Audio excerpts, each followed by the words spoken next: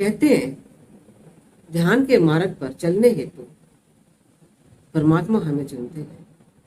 अब सवाल ये है कि हम ऐसा क्या करें कि परमात्मा हमें चुने। जैसे संसार में हम अपने को कर्ता मानकर सब काम करते हैं, तो एक बार ध्यान के मार्ग पर भी चलकर देखें। हो सकता है परमात्मा की नजर हमारे ऊपर पड़ जाए। हम जितने चतुर होते जाते हैं उतना ही हम परमात्मा से दूर होते जाते हैं। लेकिन जब हम ध्यान के मार्ग पर चलना शुरू करेंगे तो वो सब उपलब्ध होना शुरू हो जाता है जो ध्यान के मार्ग में सहायक है। बुरा बुरा छूटता जाता है, अच्छा अच्छा हाथ में आता जाता है।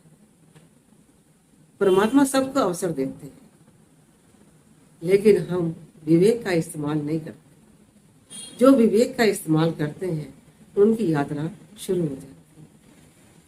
मैं आपको एक कहानी सुनाती हूँ जिससे ये पता चलता है कि परमात्मा कैसे एक चोर को अवसर देते हैं ध्यान के मार्ग पर चलने के लिए। एक सन्यासी होता है, उसके पास सोने का भिक्षा पात्र होता है। एक बार वो भिक्षा मांगने जाता है, तभी एक चोर की नजर उस भिक्षा पात्र पर पड़ती है और वो चोर सन्यासी के पीछे पीछे हो लेता है। सन्यासी भी ये जान जाता है। सन्यासी जब अपनी झोपड़ी में जाता है, भिक्षा पात्र को खाली करके भिक्षा पात्र झोपड़ी के बाहर फेंक देता है। चोर को बड़ी हैरानी होती है कि बड़ी अजीब बात है ये। वो भिक्षा पात्र को उठाकर भागता नहीं, भाग भी सकता था, लेकिन वो झोपड़ी के अंदर गया सन्यासी के पास और पूछता है कि आपने इसको बाहर क्यों फेंक दिया। सन्यासी कहते हैं इसलिए कि तू भीतर आ सके। भीतर का मतलब अपने भीतर। बताते हैं कि उस चोर ने सन्यासी से अपने भीतर प्रवेश की विधि पूछी और उसकी यात्रा चल पड़ी।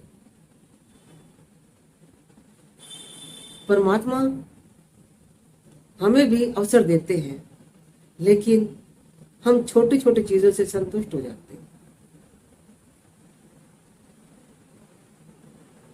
दुख के रूप में या सुख के रूप में ये अवसर हमें मिलते हैं।